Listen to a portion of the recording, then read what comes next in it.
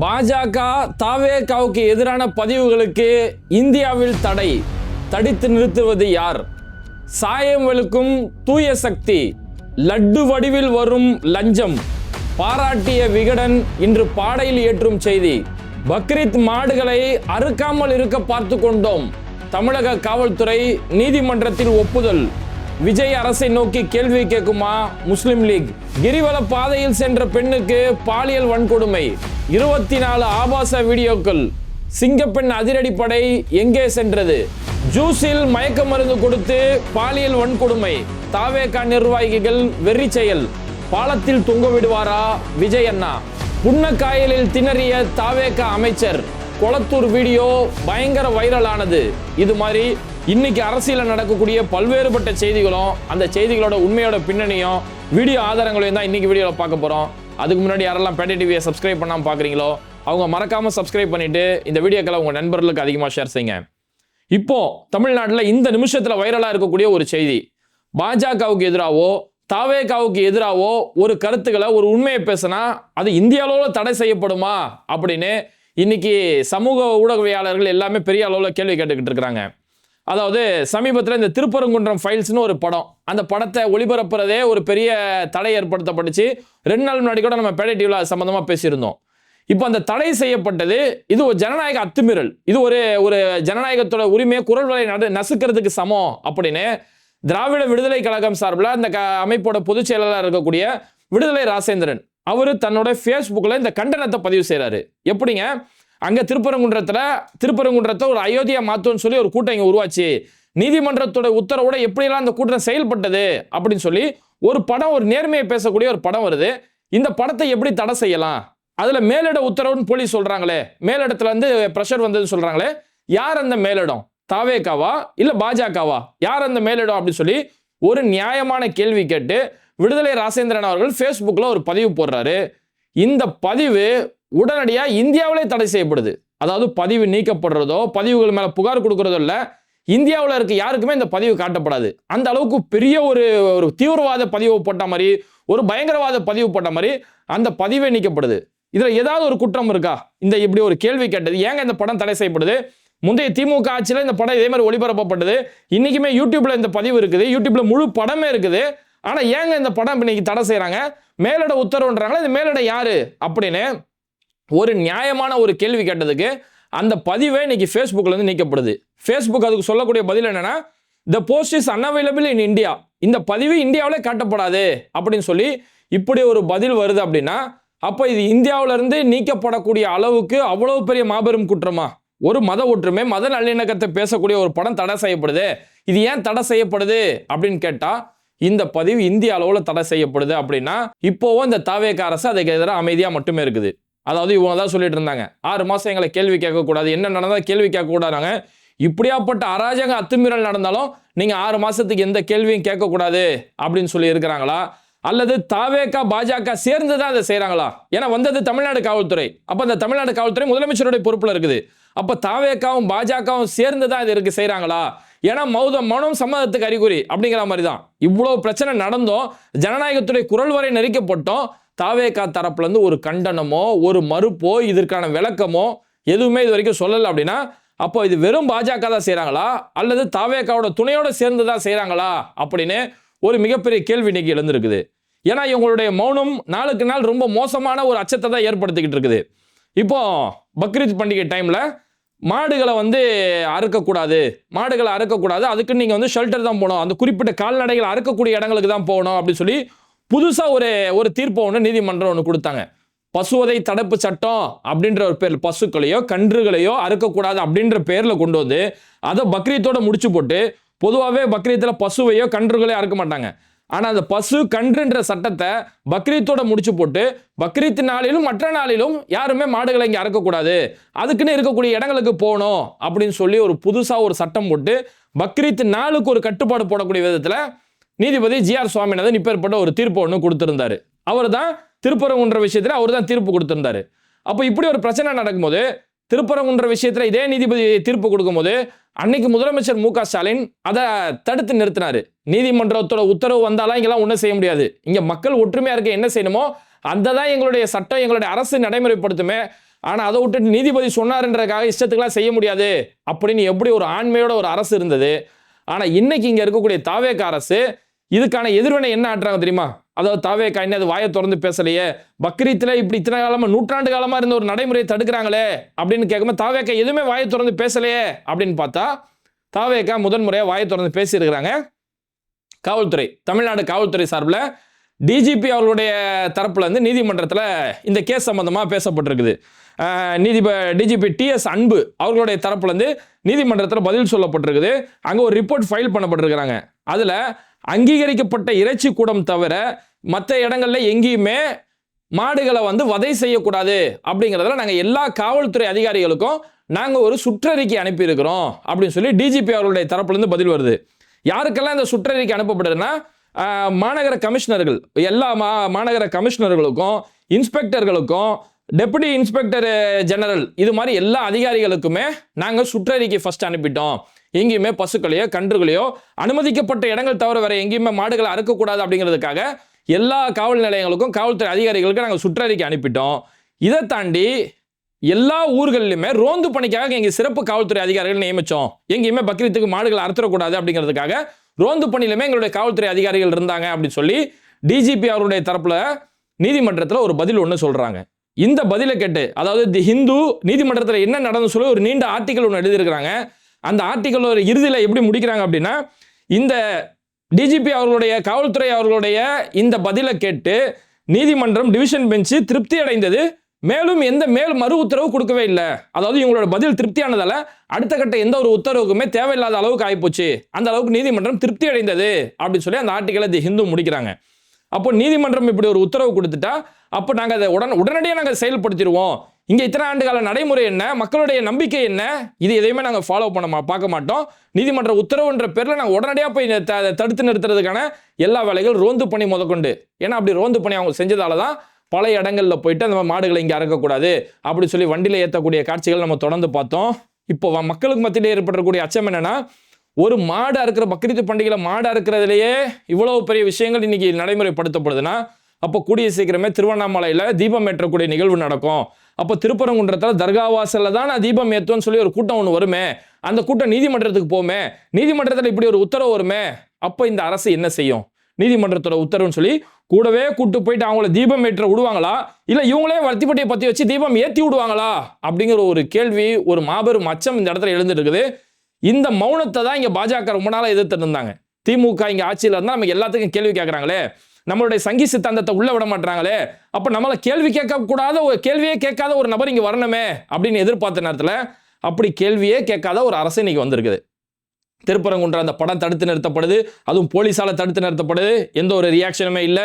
இன்னைக்கு அந்த பதிவு இந்தியாவிலிருந்து நீக்கப்படுது, அதுக்குமே இந்த அரசு சார்பில் இருந்தோ அல்லது தாவேக கட்சி சார்பில் இருந்தோ எந்த ஒரு மறுப்புமே பேச மாட்டாங்க. திருவள்ளூருக்கே காவி சாயம் பூசினாலும் அதை பற்றி பேச மாட்டாங்க. பெட்ரோலோட விலை உயர்ந்து போனாலும் அதை பற்றி எதுவுமே பேச மாட்டாங்க. பெட்ரோலோட விலை உயர்வால இன்னைக்கு விவசாயிகளோட உரம் விலை உயர்ந்து போயிருக்குது, அதை பற்றியும் வாயை திறந்து பேச மாட்டாங்க. இப்போ நீதிமன்றத்தில் போயிட்டு நாங்கள் பக்ரீத் நாளில் எங்கேயுமே மாடுகளை வெட்டாமல் நாங்கள் பார்த்துக்கிட்டோம் அப்படின்னாலும் அதையுமே அமைதியாக இருக்கிறாங்க. ஆனால் இவ்வளவு அவங்க அமைதியாக இருப்பாங்க, தெரிஞ்ச கதை தான். ஆனால் இவ்வளோத்தையும் பார்த்துட்டு இங்கே முஸ்லீம் லீக் மாதிரியான கட்சிகளும் அமைதியாக தான் உட்காந்துக்கிட்டு இருக்கிறாங்க.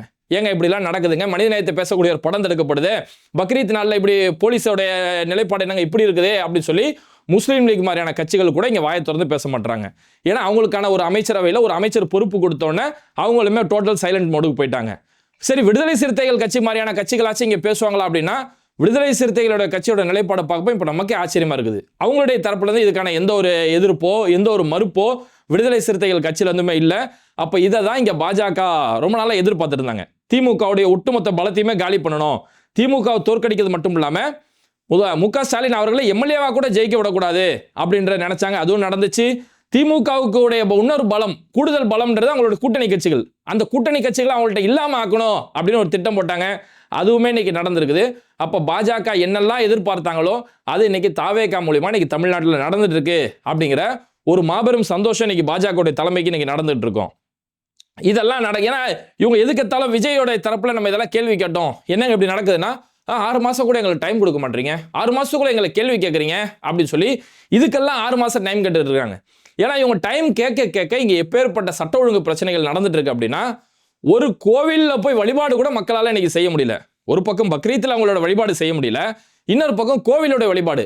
இப்போ திருவண்ணாமலையில் கிரிவலம் ரொம்பவே வருஷம் ரொம்ப பிரசித்தியாக நடந்துட்டு இருக்கும். மக்கள் பல ஊர்கள்லேருந்து அங்கே போய் வழிபாடு செய்கிறதுக்கு மக்கள் போவாங்க. இதுக்கு முன்னாடி வந்த செய்தி, நேற்று முந்தானத்து வரைக்கும் வந்த செய்தி, திருவண்ணாமலை கிரிவலத்துக்கு வரக்கூடிய மக்களுக்கு சரியான பேருந்து வசதிகள் செய்யப்படல. இங்கேருந்து அங்கே போனால் இங்கே பஸ் இல்லைன்றாங்க, அந்த பஸ் ஸ்டாண்டு போக சொல்கிறாங்க, அங்கே போய் பார்த்தா பஸ் இங்கே இல்லை அங்கே இருக்குங்கிறாங்க. இப்படி வெயிலில் எங்களை பல இடங்கள் அலைய விடுறாங்கன்னு சொல்லி கடந்த 2 நாளாக ஒரு செய்தி வந்தது. இப்போ வந்திருக்கக்கூடிய ஒரு அதிர்ச்சி செய்தி என்னன்னா, திருவண்ணாமலை கிரிவலத்துக்கு செல்லக்கூடிய பெண்களுக்கே பாதுகாப்பு இல்லை. கிட்டத்தட்ட 24 ஆபாச படங்கள். அதாவது திருவண்ணாமலை கிரிவலத்துக்கு ஒரு பெண் ஒருத்தவங்க வந்திருக்கிறாங்க, தர்மபுரியை சேர்ந்த ஒரு பெண் ஒருத்தவங்க. அங்கே செங்கம் ரோடு வழியாக அவங்க பைக்கில் போயிட்டு இருந்திருக்கிறாங்க. அப்போ பைக்கில் போயிட்டு இருக்கும்போது ஒரு கும்பல் அந்த பெண்ணை வழிமறைச்சி அவங்கள அந்த காட்டு பகுதியில் தூக்கிட்டு போயிட்டு பாலியல் வன்கொடுமை செய்கிறாங்க. அந்த பெண்ணை பாலியல் வன்கொடுமை செஞ்சது மட்டும் இல்லாமல் அதை அவனுங்களே வீடியோ எடுத்து வச்சு அந்த பெண்ணுடைய நகையெல்லாம் பிடிங்கிட்டு அவங்க கையிலேருந்து ஜிபேலேருந்து பணத்தை வேற வாங்கிக்கிட்டு அவனுங்க போயிட்டாங்க. அதுக்கப்புறம் அந்த பெண் ஊருக்கு போனதுக்கப்புறம் பயத்தில் அவங்க இருக்கிறாங்க. பயத்தில் இருக்கக்கூடிய நேரத்தில் திரும்ப அந்த பொண்ணுக்கு ஃபோன் பண்ணி, உன் வீடியோ எடுத்து நான் சோஷியல் மீடியாவில் வெளியிட்டுருவேன், அதனால் எனக்கு நீ பணத்தை அனுப்பிவிடு அப்படின்னா இந்த பொண்ணு பயப்படுறாங்க, நம்ம மானம் போயிருமோ, குடும்பத்தோட மானம் போயிருமோ அப்படின்னு சொல்லி ஒரு 4000 ரூபாய் ஜிபே பண்ணியிருக்கிறாங்க. அதுக்கப்புறம் அவனுங்க உடனே திரும்ப ஃபோன் பண்ணி இது மாதிரி காசை கொடு, இப்போ காசை கொடு, அப்போ காசை கொடுன்னு ஒரு கட்டத்துக்கு மேலே இதுக்கு மேலே நம்ம பயந்தா சரி வராது அப்படின்னு சொல்லி 100க்கு அவங்க ஃபோன் பண்ணியிருக்காங்க. காவல்துறைக்கு ஃபோன் பண்ணதுக்கப்புறம் அதுக்கப்புறம் நீங்கள் திருவண்ணாமலைக்கு வாங்க அப்படின்னு சொல்லி திருவண்ணாமலை போலீஸ் ஸ்டேஷனில் வச்சு கம்ப்ளைண்ட் பண்ணி அதுக்கப்புறம் அந்த சம்மந்தப்பட்ட குரூப் யார், அவங்களோட ஃபோன் நம்பர் என்ன, அதெல்லாம் வச்சு அதுக்கடுத்து ஒரு குரூப்பை ஒன்று அரெஸ்ட் பண்ணுறாங்க. இந்த அளவுக்கு நல்லா பாருங்கள், நான் சாதாரண நாளில் திருவண்ணாமலைக்கு போகிறாங்க, அந்த ரோட்டில் போகிறாங்கன்னா ஓகே, இது கிரிவலத்துடைய நேரம், அப்போ அதிகமான மக்கள் வந்து போகக்கூடிய ஒரு இடம், போலீஸ் பாதுகாப்பாங்க கண்டிப்பாக இருந்தாகணும். இப்பேற்பட்ட நேரத்தில் கூட இங்கே சட்ட ஒழுங்கு சரியில்லை, பெண்களுக்கு முறையான பாதுகாப்பு இல்லை, எங்கள்டாவது நாங்கள் சிறந்த சிங்கப்பெண் படையை வச்சிருக்கிறோம், ஆஃபீஸர்ஸை நாங்கள் நியமிக்க போகிறோம் அப்படி இப்படின்னு முதலமைச்சர் பேசினார். அந்த பேசி 24 மணி நேரம் கூட ஆகல, இந்த மாதிரியான பக்தர்களுக்கு இந்த மாதிரியான நிலைமைகள் இங்கே சந்திச்சுட்டு இருக்காங்க. சரி, இதோட முடிஞ்சானா இல்லை. அதுக்கடுத்து பார்த்தோம்னா அதே கிரிவலத்தில் வந்து சாமி கும்பிட்டுட்டு ஒரு பெண் ஒருத்தவங்க போகிறாங்க. அந்த கூட்டத்தில் அவங்க ரொம்ப டயர்டாகிட்டு இருக்காங்க. அப்போ அவங்களுடைய ஃப்ரெண்டு ஒருத்தவங்களுக்கு ஃபோன் பண்ணி, ரொம்ப டயர்டாக இருக்கு, என்னால் நடக்க முடியல, என்ன பைக்கில் வந்து கூப்பிட்டு போயிருன்னு இருக்கிறாங்க. அப்போ அவங்க ஃப்ரெண்டு வந்து கூப்பிட்டுட்டு அங்கே அண்ணாமலைபுரம் இருக்குது, அந்த அண்ணாமலைபுரம் வழியாக அவங்க பைக்கில் போயிட்டு இருக்கும்போது ஒரு இடத்துல நின்று சாப்பிட்டுருக்குறாங்க. சாப்பிட்டுட்டு அவங்க போகும்போது அங்கே ஒரு கும்பல் இவங்களை வழிமறைச்சி அவங்கள போட்டு அடின்னு அடித்து அவங்கள நிர்வாணப்படுத்தி அந்த பெண்ணை கூட்டு பாலியல் வன்கொடுமை செஞ்சு அதையுமே வீடியோ எடுத்து அந்த பொண்ணு கழுத்தில் இருக்கக்கூடிய காதில் இருக்கக்கூடிய கம்மலை பறித்து அந்த ஆணுடைய மொபைலில் இருக்கக்கூடிய ஜிபேல இருக்கக்கூடிய பணத்தை அனுப்பி இவ்வளவு பெரிய அட்டூழியங்கள் அங்கேயுமே நடந்திருக்குது. அப்போது பொதுமக்கள் கூடக்கூடிய இடம், காவல்துறை பாதுகாப்பு இருக்க வேண்டிய இடம், அந்த இடத்துல மக்களுக்கு பாதுகாப்பு இல்லாத ஒரு சூழலில் தான் இன்னைக்கு சட்ட ஒழுங்கு சந்தி சிரிக்கக்கூடிய ஒரு நிலைமையில் ஏற்பட்டிருக்கு. இது ஒரு கட்டத்து, ஏன்னா எது நடந்தாலும் இதுக்கு திமுக காரணம், நீங்கள் தான் முன்னாடி நீங்கள் ஆரம்பத்திலே தடுக்கலை அப்படி இப்படின்னு எல்லாத்துக்கும் சின்ன பிள்ளைத்தனமாக திமுக மேலே பழைய போடுவார். அதாவது விஜயோடைய செயல்பாடு அப்படியே மோடி பாடி தான். மோடி எப்படி ப்ரெஸ் மீட்டே கொடுக்க மாட்டார். இன்னைக்கு வரைக்கும் அவர் பிரதமராகி கிட்டத்தட்ட 12 வருஷம் ஆச்சு. இந்த 12 வருஷத்தில் மோடி ஒரு ப்ரெஸ் மீட்டு கூட கொடுக்கல. அதே மாதிரி தான் விஜயுமே, அவரும் அந்த கட்சி ஆரம்பித்து 2 வருஷம் 3 வருஷம் ஆக போகுது, அவருமே இது வரைக்கும் ஒரு பிரஸ் மீட் கூட கொடுக்கல. சார் பிரஸ் மீட் கொடுங்க சார், ஜெயலலிதாவே கொடுத்துருக்காங்க சார், ஸ்டாலின் கொடுத்துருக்காரு சார், கலைஞர் கொடுத்துருக்காரு சார் அப்படின்னு கேட்டால் அதுக்கு பதிலே பேசாமல் திரும்பி பார்க்காம போயிடுறாரு. அப்போ மோடி பாணியிலான பிரஸ் மீட்டை எப்படி தவிர்க்கிறாரோ அதே மாதிரி மோடி பாணியிலான அரசியல் ஒன்று என்னன்னா, மோடியை பொறுத்த வரைக்கும் என்ன நடந்தாலும் நேரு காரணம். அதாவது விவசாயிகள் பிரச்சனை இருக்குது, விவசாயிகள் நீதி கேட்டு போராட்டம் பண்ணுறாங்கன்னா நேரு அன்னைக்கு சரியாக நடத்தலை. நாட்டில் பொருளாதாரம் பெரிய அளவில் பாதிக்கப்படுது, அமெரிக்க ரூபாய் நிகரான இந்திய மதிப்பு வந்து பெரிய அளவில் சரிவை சந்திக்குது அப்படின்னா அன்னைக்கு நேரு சரியாக செய்யலை. பெட்ரோல் விலை நாளுக்கு நாள் உயர்ந்து போகுது, இப்போ கச்சா எண்ணெயோட விலை குறைஞ்சிருக்குது. பாகிஸ்தானில் கச்சா எண்ணெய் விலை குறைஞ்சோன்னா பாகிஸ்தானில் பெட்ரோல் விலை குறைச்சிட்டாங்க. ஆனால் இந்தியாவில் எங்கேயுமே பெட்ரோல் விலை குறைக்கவே படவே இல்லையே. 9 ரூபா வரைக்கும் பெட்ரோல் விலை விலை உயர்ந்து போயிருக்கு அப்படின்னு கேள்வி கேட்டால் இதுக்கு நேரு தான் காரணம், நேரு அன்னைக்கு சரியாக ஆட்சி செய்யலை அப்படின்னு எல்லா பில்லையும் தூக்கி எப்படி நேரு மேலே எழுதுவாரோ அதே பாணியிலான ஒரு அரசியல் இன்னைக்கு விஜய் கையில் எடுத்து இங்கே என்ன நடந்தாலும் இதுக்கு திமுக காரணம், திமுக அன்னைக்கு சரியாக செய்யலை, ஸ்டாலின் சார் சரியாக செய்யலைன்னு சொல்லி அதே பாணியிலான ஒரு அரசியல் இன்னைக்கு விஜய் செஞ்சுட்டு இருக்கிறதால சரி இதெல்லாம் ஓகே, எல்லாத்துக்கும் திமுக மேலே பழி அபாண்டமாக தூக்கி போடுறீங்க. உங்கள் கட்சிக்காரர் செஞ்ச குற்றத்துக்கு என்ன செய்வீங்க? தூத்துக்குடியில் நடந்த சம்பவம், தூத்துக்குடி ஸ்ரீவைகுண்டம் பகுதியில் ஒரு பெண் ஒருத்தவங்க ஏரல் பகுதியை சேர்ந்தவங்க, அவங்க என்ன பண்ணியிருக்கிறாங்க, தாவேகா கட்சியில் சேர்ந்து தாவேகா கட்சிக்காக பல வேலைகள் செஞ்சுட்டு இருக்கிறாங்க. அப்போ அந்த கட்சி நிர்வாகிகளோட பழக்கம் ஏற்பட்டு அவங்களுக்கு வேலை வாங்கி தரேன் அப்படி இப்படி சொல்லி அந்த பெண்ணுக்கிட்ட இருந்து பணம்லாம் வாங்கியிருக்கிறாங்க. அது தாவேகா கட்சியை சேர்ந்த பாலசுப்ரமணியம் தூத்துக்குடியோட மேற்கு மாவட்ட இளைஞர் அணி அமைப்பாளர் பொறுப்பில் இருக்கிறாரு. இந்த பாலசுப்ரமணியத்துடைய நண்பர் ராமநாதபுரம் ஏர்வாடி பகுதியை சேர்ந்த ஜெயபாலன் அப்படின்னு சொல்லக்கூடிய ஒரு நபர். இந்த 2 பேரை சேர்ந்து இந்த பொண்ணுகிட்ட காசு வாங்கியிருக்கிறாங்க. அப்புறம் அந்த பொண்ணு தொடர்ந்து அந்த காசை கேட்டு கட்சியில் நான் மேலிடத்துல சொல்லிடுவேன் அப்படின்னு சரி வா உனக்கு வேலை வாங்கி தரேன், கட்சியோட மேலிடத்துல சொல்லி நான் இதை பண்ணித்தரேன் அப்படின்னு சொல்லி அந்த பெண்ணை அங்கேருந்து கூட்டு போய் காரில் கூட்டு போயிட்டு ராமநாதபுரம் ஏர்வாடி பகுதியில் வச்சு அந்த பெண்ணை ஜூஸில் மயக்க மருந்து கொடுத்து இவங்க 2 பேரும் மாறி பாலியல் வன்கொடுமை செஞ்சுருக்கிறானுங்க. அது அவனுங்களே வீடியோ வேற எடுத்துருக்கிறானுங்க. வீடியோ எடுத்து நீ வெளியில் சொன்னால் அந்த வீடியோ நான் வெளியில் ரிலீஸ் பண்ணிடுவேன் அப்படின்னு சொல்லி இப்படிப்பட்ட மிரட்டலை செஞ்சுருக்கிறானுங்க. அதுக்கப்புறமா அந்த பொண்ணு திரும்ப அவங்க ஒரு வீடியோ வெளியிட்டு கட்சியோட மேலிடத்துக்கு சொல்கிறாங்க. தலைமைச் செயலாளர் வரைக்கும் போய் புகார் கொடுக்க போகிறாங்க. அங்கே அந்த பொண்ணுக்கு அனுமதி இல்லை. இப்போ தான் புதுசாக தலைமைச் செயலாளர் வாசலில் இப்போ புது போர்டு ஒன்று வச்சுருப்பாங்க. இத்தனை வருஷம் அரசியலில் தமிழ்நாடு அரசியல் இந்த போர்டு எங்கேயுமே பார்த்துருக்க முடியாது. தலைமைச் செயலாளருக்கு நீங்கள் புகார் கொடுக்க வரதா இருந்தாலும் நீங்கள் முன் அனுமதி வாங்கணும் அப்படின்னு புதுசாக ஒரு போர்டு வைக்கப்பட்டிருக்கு. இது வரைக்கும் எந்த ஒரு முதலமைச்சருமே வைக்கப்படாத ஒரு போர்டு விஜயோடைய இந்த ஆட்சியில் வைக்கப்பட்டிருக்கு. தலைமைச் செயலாளர் எதுக்கு வருவாங்க? ரொம்ப அவசர கதினா தான் முதலமைச்சரை பார்க்கக்கூடிய ஒரு நிலைமைக்கு போவாங்க. அப்படி நீங்கள் வரதா இருந்தாலும் நீங்கள் அங்கே அனுமதி வாங்கணும் அப்படின்னு சொல்லி ஒரு போர்டு வைக்கிறாங்க. இந்த கட்சியோட வளர்ச்சிக்காக உதவி செஞ்ச இந்த பெண் இன்னைக்கு அவங்க கட்சிக்காரங்களால பாலியல் வன்கொடுமை செஞ்சு பண மோசடி செய்யப்பட்டு இப்படி பாதிக்கப்பட்டிருக்கிறாங்க. தலைமைச் செயலாளருக்கு போனால் அங்கே அனுமதி இல்லை, அங்கேருந்து அடித்து விரட்டி இருக்கிறாங்க. இன்னைக்கு விஜயண்ணா பெண்கள் பாதுகாப்பு தானே முக்கியமாக நீங்கள் சொன்னீங்க, அதுக்காக தான் நானும் உங்கள் கட்சிக்காக உழைச்சேன். இன்னைக்கு அந்த கட்சியில் இருக்க எனக்கே பெறப்பட்ட பாதுகாப்பு இல்லையே, மாறி பாலியல் வன்கொடுமை செஞ்சுருக்கிறாங்களே, எனக்கு நீதி எங்கன்னா கிடைக்கும் அப்படின்னு சொல்லி இன்னைக்கு விஜயண்ணாவுக்கு அந்த பெண் வீடியோ போட்டு நீதி கேட்கக்கூடிய நிலைமைக்கு போயிருக்கு. சரி, மற்றதெல்லாம் திமுக மேலே பழிய சொன்னீங்க, உங்கள் கட்சிக்காரன் செஞ்ச பிரச்சனைக்கு என்ன செய்ய போறீங்க? உங்கள் கட்சிக்காரன் செஞ்சதுக்கு இதுக்கும் அப்போ திமுக காரணமா? அப்போ என்ன செய்ய போறாரு? வெறும் சினிமா பாணி மட்டும்தான், சினிமா கவர்ச்சி மட்டும்தான். சினிமாவில் தான் பாலியல் வன்கொடுமை செஞ்சா பிரிட்ஜு கீழே கைத்துல கட்டி தொங்க விடுறது எல்லாமே சினிமாவில் தான் அதனால நடைமுறைக்கு வருமே தவிர இவங்களால நடைமுறை அரசியல் எதுவுமே செய்ய முடியாது அப்படிங்கிறது மட்டுமே யதார்த்தம். இந்த யதார்த்தத்தை இப்போதான் ஒவ்வொருத்தரா வரிசையாக புரிய ஆரம்பிக்கிறாங்க. நைட்டில் கரண்ட் இல்லை, இவங்களால முறையான பேருந்து வசதி செய்ய முடியல, ஒரு நிர்வாக கட்டமைப்பு செய்ய முடியலன்றத இப்போதான் அவங்களுக்கு வாக்களித்தவங்க மட்டும் இல்லாமல் இவங்களை வழி நடத்தினவங்களே இன்னைக்கு தான் புரிய ஆரம்பிக்கிறாங்க. வழி நடத்தினவங்கன்னா விகடன் தான் விஜய் அவர்கள் கட்சின்னு ஒன்று ஆரம்பிக்கும் போது விகடன் தான் முதல்ல மேடை போட்டு கொடுத்தாங்க. மேடை போட்டு விஜயோட அரசியலை வரவேற்ற ஆரம்பிச்சாங்க. இன்னைக்கு அந்த விகடன்லேருந்தே வந்திருக்கக்கூடிய ஆர்டிகல் பார்த்தீங்கன்னா விகடனில் இன்னைக்கு வந்திருக்குது. சீர்குலைந்த சட்டம் ஒழுங்கு கடிவாளம் இல்லாத அதிகாரிகள் அப்படின்னு சொல்லி ஒரு அட்டை படத்தில் ஒரு தலைப்பு வச்சு தாவேக ஆட்சிக்கு வந்த இந்த 1 மாசத்துக்குள்ளேயே சட்டம் ஒழுங்கு இவ்வளோ சீரழிஞ்சு போயிருக்கு, அதிகாரிகளுக்கு எந்த ஒரு கடிவாளமே இல்லை அப்படின்னு சொல்லக்கூடிய அளவுக்கு இப்போ ஏற்பட்ட நிலைமையில ஜூனியர் விகடன் எழுதுறாங்க. கூடுதலாக உள்ள ஜூனியர் விகடன் பல விஷயங்களை பதிவு செய்கிறாங்க. அதாவது சமீபத்தில் நாங்கள் மதுரையில் 11 குவாரிகளை மூடிட்டோம் அப்படி இப்படின்னு பில்டப் கொடுத்து அதுக்கு வச்சு ரீல்ஸ்லாம் போட்டுட்டு இருந்தாங்க. அப்புறம் ஜூனியர் விகடன் அதை இன்னைக்கு விவரமாக எழுதும் போது இந்த மூடப்பட்ட 11 குவாரிகளில் 8 குவாரி ஆல்ரெடி மூடப்பட்டது தான். அது செயல்ல இல்லாத குவாரிகளை மூடின மாதிரி ஒரு ஜோக் காட்டி இருக்கிறாங்க. அப்போ செயல்ல இல்லாததை தான் மூடியிருக்காங்க தவிர இன்னும் பல குவாரிகள் அங்கே நடந்துக்கிட்டு தான் இருக்குது. அந்த நடந்துட்டு இருக்கக்கூடிய குவாரிகளை இவங்க மூடலை, எது செயல்லே இல்லையோ அந்த குவாரிகளை தான் மூடி இருக்கிறாங்கன்றத ஜூனியர் விகடன் இன்னைக்கு அம்பலப்படுத்திருக்கிறாங்க. அதோட ஜூனியர் விகடன் கூடுதலாக ஒரு செய்தி ஒன்று வெளியிட்டிருக்கிறாங்க, அதை படிக்கிறேன் கேளுங்க. மத்திய மாண்புமிகுவை வீழ்த்திய நடிகர் கட்சியின் பெண் பிரமுகருக்கு தகுந்த பரிசாக மாண்புமிகு பொறுப்பு வழங்கப்பட்டிருக்கிறது. வீட்டு விலங்குகளை கையாளும் துறைக்கு பொறுப்பான அந்த பெண் மாண்புமிகுவை பணியிட மாறுதல் வேண்டி சமீபத்தில் சிலர் அணுகியிருக்கிறார்கள். அதாவது என்னன்னா, மத்திய மாண்புமிகுவை வீழ்த்திய நடிகர் கட்சியின் பெண் பிரமுகர் அப்படின்னா இது அவினாசியை குறிக்குது. அதாவது மத்திய மாண்புமிகுன்றது எல்முருகன் அவினாசியில போட்டிட்டாரு. அவரை நடிகர் கட்சியை சேர்ந்த ஒரு பெண் வேட்பாளர் கமலின்னு சொல்லக்கூடிய ஒருத்தவங்க தான் அவங்கள வீழ்த்தினாங்க. அப்போ அவங்களுக்கு வீட்டு விலங்குகளை கையாளும் துறைக்கு பொறுப்பான அந்த பெண் அப்படின்னு குறிப்பிடுறாங்க. ஏன்னா கமலி அவர்களுக்கு தான் கால்நடை பராமரிப்பு துறையோட அமைச்சர் பொறுப்பு கொடுத்துருக்காங்க. அப்போ அடுத்து ஜூனியர் விகடன் என்ன சொல்றாங்கன்னா, அந்த பெண் மாண்புமிகுவை அமைச்சர் என்றதை குறிப்பிடுறாங்க. அந்த பெண் மாண்புமிகுவை பணியிட மாறுதல் வேண்டி சமீபத்தில் சிலர் அணுகியிருக்கிறார்கள். அப்போது வெறும் கையோடு வந்தால் என்ன அர்த்தம்? மாறுதல் கேட்கும் பதவிக்கு ஏற்றார் போல் லட்டுகளை கொண்டு வந்தால் தானே வேலை நடக்கும் என்று கராராக சொல்லிவிட்டார்கள். எப்பா நீங்க வேற கால்நடை பராமரிப்பு துறை ரொம்ப சின்ன துறையா இருக்கு, இது உங்களுக்கு வேணான்றீங்க. அப்ப வேற துறைக்கு அமைச்சராக ஆக்கணும்னு கேட்குறீங்க. அப்ப வேற துறைக்கு அமைச்சராகணும்னா வெறும் கையோட வந்தா என்ன அர்த்தம்?